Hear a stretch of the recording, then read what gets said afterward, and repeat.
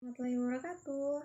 Halo semuanya, ketemu lagi sama aku Eka Dusa Putri atau biasa dipanggil dengan sebutan Mbak Eka. Di video kali ini mau ngejelasin soal Good Corporate Governance atau GCG. Nah, apa sih GCG itu dan kenapa hal itu tuh penting gitu kan? Jadi GCG adalah sistem yang mengatur dan mengendalikan perusahaan untuk menciptakan keseimbangan antara pemegang saham, manajemen, pelanggan, pemasok, pemerintah, dan masyarakat luas. Jadi dalam hal ini GCG bukan cuma mengatur bagaimana orang-orang yang ada di dalam perusahaan, tapi juga mengatur hubungan antara orang-orang yang ada di dalam perusahaan dengan orang-orang yang ada di luar perusahaan. Nah, dalam GCG, kita itu menganut 5 prinsip utama. Yang pertama adalah transparansi atau keterbukaan informasi yang akurat dan dapat diakses. Kedua, akuntabilitas atau tanggung jawab setiap pihak dalam perusahaan untuk menjalankan peran. Ketiga, tanggung jawab kepatuhan terhadap hukum dan etika bisnis.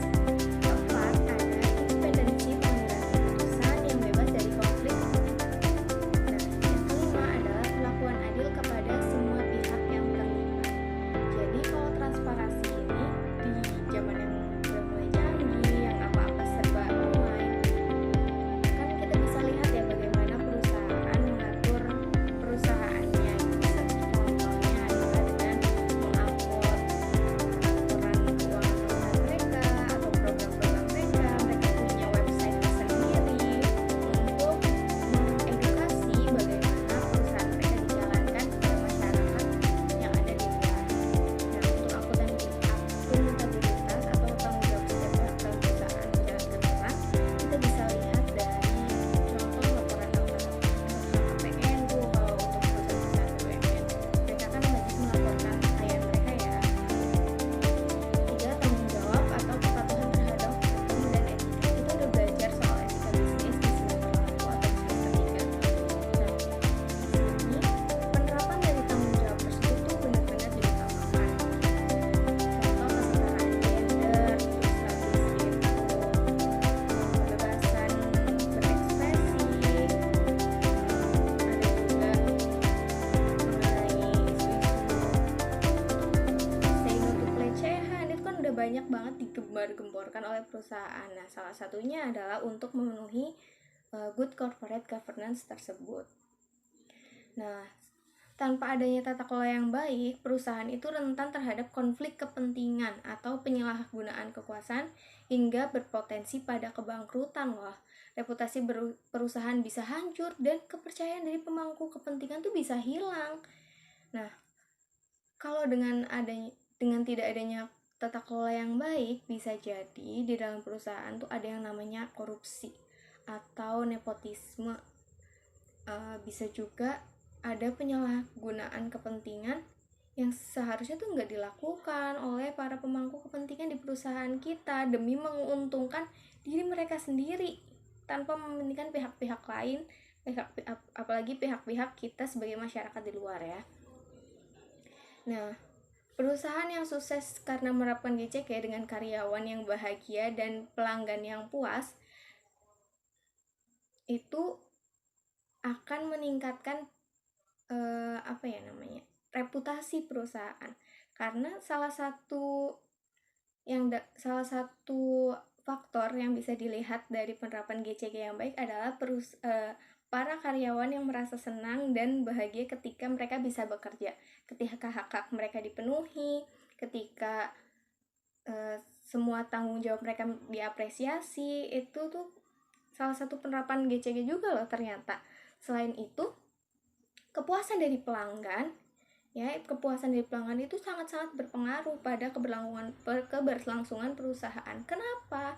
Karena pelanggan ini yang membeli produk kita, yang menggunakan produk kita, mereka yang menghasilkan pendapatan untuk perusahaan kita, yang otomatis akan membantu keberlanjutan atau keberlangsungan dari pengelolaan dalam perusahaan gitu. Nah, dengan adanya GCG ini perusahaan dapat mencapai banyak manfaat loh teman-teman. Satu, meningkatkan kepercayaan seperti yang tadi aku udah obrolin ya. Kedua, memperkuat kinerja perusahaan. Dengan adanya tata kelola yang baik, kita tahu alur atau tahu SOP, itu lebih mudah untuk problem solving atau memecahkan sebuah masalah yang ada di perusahaan. Ketiga, memastikan keberlanjutan bisnis. Jadi kita tahu kedepannya perusahaan ini akan seperti apa, kita mau bawa kemana, kita akan menjadi seperti apa di kemudian hari sudah direncanakan dan bisa kita usahakan untuk mencapai tujuan atau visi misi tersebut. Keempat adalah mendukung pembangunan ekonomi yang berkelanjutan. Jadi perekonomian kita itu bisa terus berlanjut dan akan ada kontinuitas di dalamnya gitu. Nah, Good Corporate Governance atau GCG bukan hanya soal aturan, tapi komitmen kita untuk menjalankan bisnis dengan integritas, transparansi, dan tanggung jawab. Nah, ingat ya, tata kelola yang baik adalah kunci menuju masa depan yang cerah, karena perusahaan yang baik bukan hanya tentang keuntungan, tapi juga tentang dampak positif dari masyarakat. Itu adalah penjelasan awal aku soal GCG. Terus perusahaan mana sih yang udah melakukan GCG ini? Aku bakal kasih contoh, salah satunya adalah PT Pertamina Indonesia. Jadi di tahun 2024, PT Pertamina itu memenangkan award, yaitu dinobatkan sebagai perusahaan yang sangat terpercaya di Indonesia.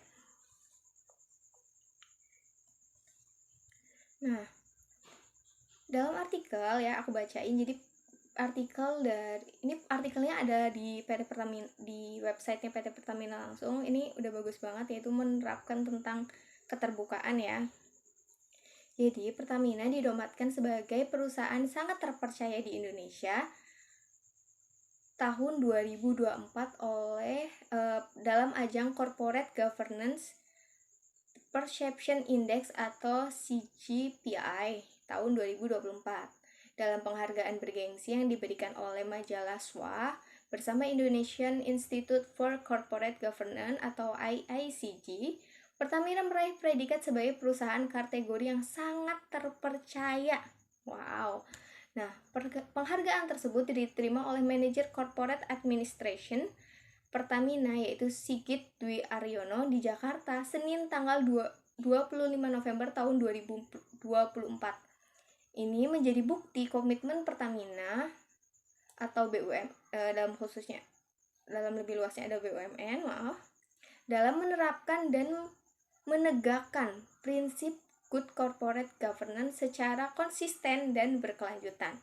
Selain PT Pertamina Persero, beberapa anak perusahaan BUMN juga nih, kita sekarang udah nggak cuma bahas Pertamina tapi juga BUMN di Indonesia, mendapatkan penghargaan di ajang yang sama dalam beberapa kategori.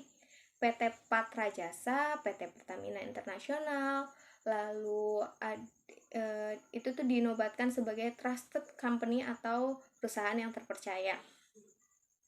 Nah, penilaian yang dilakukan oleh tim Dewan Juri membuktikan bahwa Pertamina berhasil membangun kematangan perusahaan secara optimal yang selaras dengan prinsip nilai kepatuhan tata kelola perusahaan yang baik dengan memanfaatkan sumber daya yang efektif dan efisien. Nah, Chairman dari Swamedia atau yaitu Kemal Egani mengungkapkan CGPI diikuti oleh 50 perusahaan sebagai peserta yang menjadi 4 kelompok, yaitu 10 perusahaan berasal dari sektor keuangan, 14 perusahaan non-keuangan, 10 perusahaan dari sektor non-keuangan di luar BUMN, serta 16 perusahaan dari sektor non-keuangan. Dewan Juri melakukan penilaian berdasarkan 3 aspek yang dinilai. Pertama adalah struktur tata kelola, 2 proses tata kelola, dan 3 hasil dari tata kelola. Nah, kita lihat ya dampak atau impact positif ketika sebuah perusahaan menerapkan good corporate governance atau tata kelola perusahaan yang baik. Bukan hanya berimpact pada perusahaan, tapi juga kepada masyarakat dan meningkatkan kepercayaan masyarakat terhadap perusahaannya. Gitu. Nah, segitu aja penjelasan aku soal good corporate governance dan contoh dari penerapan good corporate governance yang baik akan berimpact seperti apa. Semoga kalian bisa menyerap penjelasan aku dengan baik, dan ketemu lagi di video selanjutnya. Terima kasih.